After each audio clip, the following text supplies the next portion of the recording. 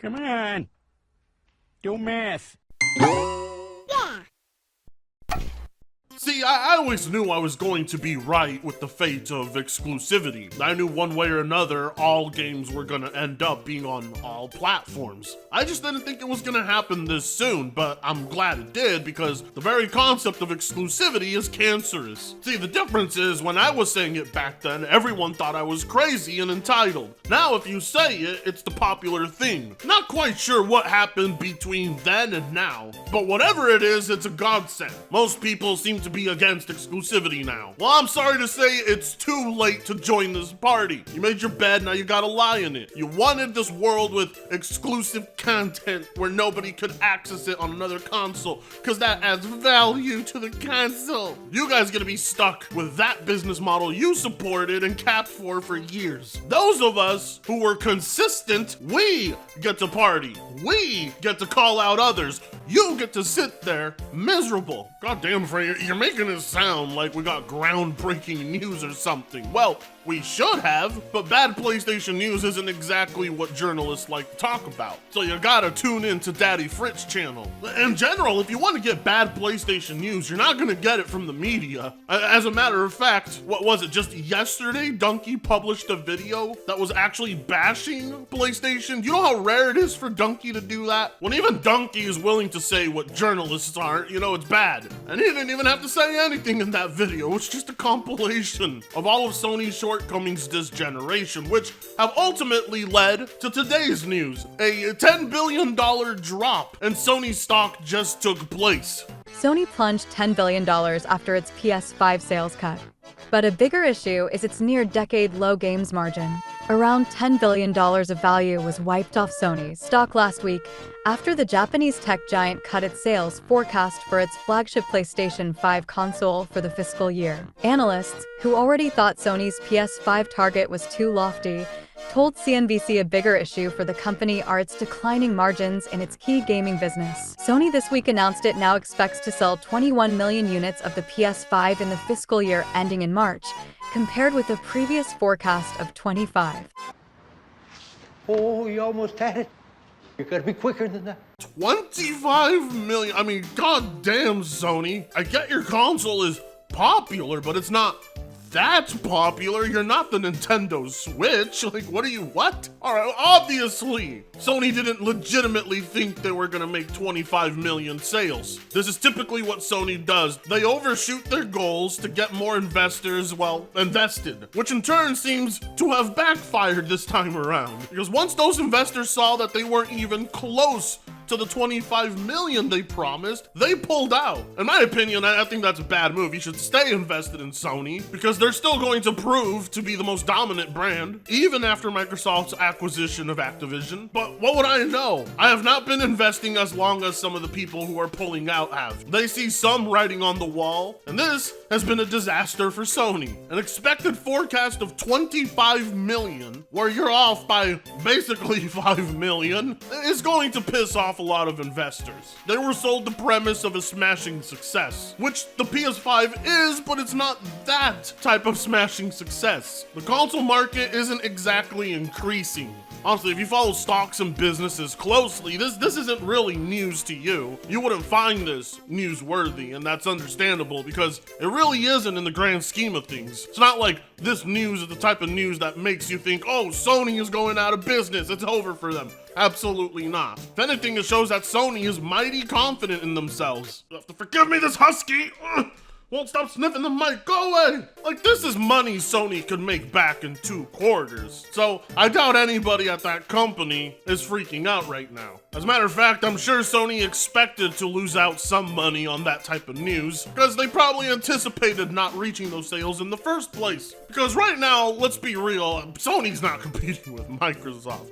They're not taking them serious at all. Sony's competing with itself. It's competing with its own success. And maybe that's not such a good thing. Without a serious competitor, Sony is falling short of all of their own expectations. But let me put it into perspective for you. Sony is basically saying, "Aw, man, yeah, we just won a marathon-long race, but instead of beating everybody by 20 minutes, I beat everybody by 16 minutes. You're gonna see fanboys try to run with this news on Twitter like Sony is crippled or devastated. No, absolutely not. They may have shot for the stars instead of the sky, but that doesn't mean they're not flying right now. The company's shares fell after the announcement, with around $10 billion of value wiped off the stock since the forecast cut, according to a CNBC calculation using FactSet data. But analysts were watching another key metric, the operating margin in the gaming business, which came in just under 6% for the December quarter, according to a CNBC calculation. By contrast, Sony's operating margin was more than 9% in the December quarter of 2022. The shipment forecast cut for PS5 is not what is disappointing. What is disappointing is the low level of operating margin. Atul Goyal, equity analyst at Jefferies, said in a note to clients on Wednesday. He added that prior to the January to March quarter of 2022, margins at the gaming unit were around 12% to 13% in the previous 4 years. The latest quarter's single-digit margin for Sony is present, despite various tailwinds that should have driven up the margins towards 20%, Goyal said, adding that the situation is extremely disappointing. These tailwinds include sales of its first-party games, which are increasingly in the form of digital downloads, in addition to its high-margin PS Plus subscription service, which commands around 50% margin, according to Goyal. Their revenue on digital sales, add-on content, digital downloads are at all-time highs, and yet their margins are at decade lows. This is just not acceptable, Goyal said in an email to CNBC. Goyal qualified that the current margin for Sony's gaming business is almost near decade lows.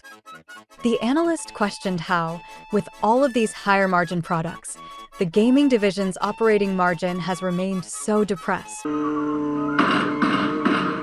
Hey, take it easy, it's okay. You don't have to pretend like you understood what any of that just meant. Alright, you're not a YouTuber, you still have a chance to take time to learn what that means instead of rushing out a video. I'll put it in simple words for you. This analyst is basically searching for a trend in Sony's margins, and he found one. And honestly, it's not the type of downward trend that should make anybody really that concerned. Now, this analyst believes Sony, right now, should have actually had their margins driven up to 20%, but that didn't happen. And instead of staying at 12 or 13% like previous years, they've hit the single-digit mark. What does it mean? Well, it means Sony is not actually getting back as much of a return in investment. Doesn't mean they're not profitable, alright? So don't let anybody tell you that. So they're not meeting the mark on certain stats they did in the previous years. Instead of being overwhelmingly successful, they were just very successful, and I think there's a reason for that. It should be obvious to everyone.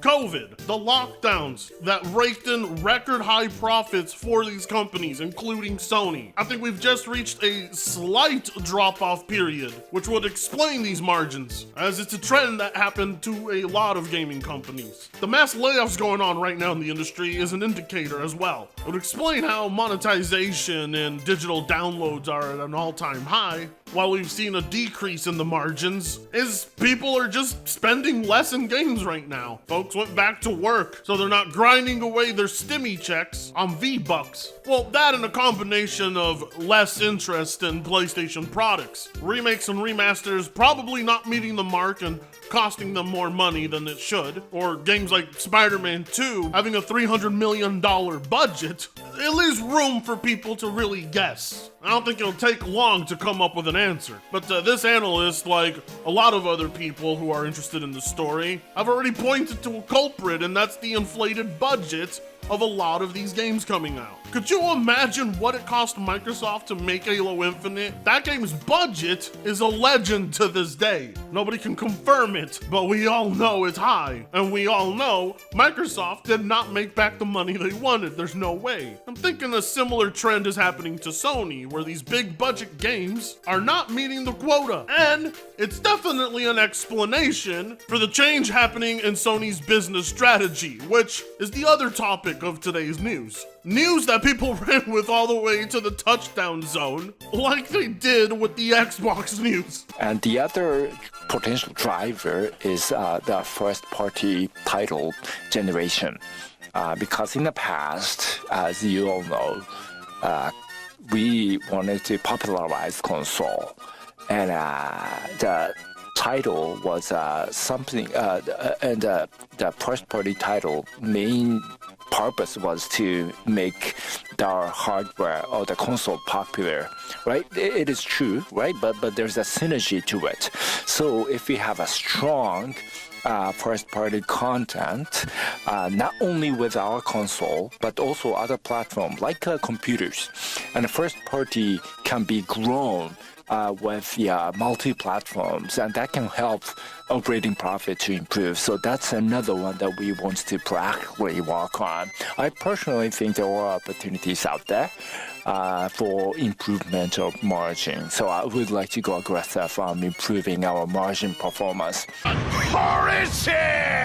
Can you believe people rolled with this as news that Sony was going third party? On top of that, the mistranslations that were done and the clarification that was required by Hiroki is absolutely hilarious. He had to come out and specifically tell people other platforms did not mean Xbox and Nintendo, which should have been obvious to everyone. But there's one thing that a lot of people were overlooking about what Mr. Hiroki was saying, and that's more PC day and date games. The writing is on the wall. With the smash success of Helldivers 2 and with how aggressive Hiroki is getting with wanting to improve the margin performance, that was brought up by the analyst. They're no longer looking to the PC as an optional platform to rake in extra money. They're now looking at it as a viable future for their company. In the same vein Microsoft did. Now, here's the funny thing. I was told years ago when Xbox did this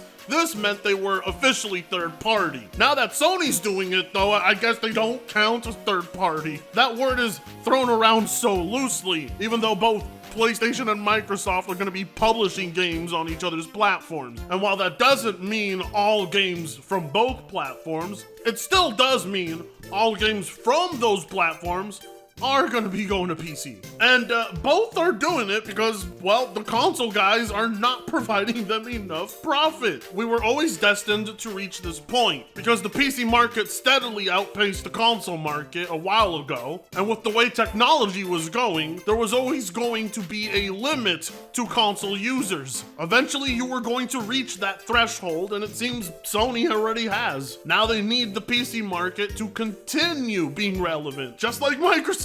Just like I predicted, Helldivers 2's success on Steam alone is proving Sony's strategy to be the right one. The approach of live service games, more PC ports. Effectively, Sony has stopped listening to the fans that tell them, make these $300 million budget-sized games that are hurting your company. Listen to us, Sony. This time around, they said, no, here's a live service game, day one on PC. Wow, look at those numbers. Why aren't PlayStation dudes pulling up, giving us numbers like this more consistently? Essentially, they're gonna find themselves in the same place Microsoft did, loving PC gamers more than their actual customers on the console. You know, just like Microsoft, they're gonna label it a business strategy, but let's face it, this is more of a necessity than anything, because both Microsoft and Sony cannot become bigger companies solely selling to their console users. I think people forget this reality. Companies are looking to expand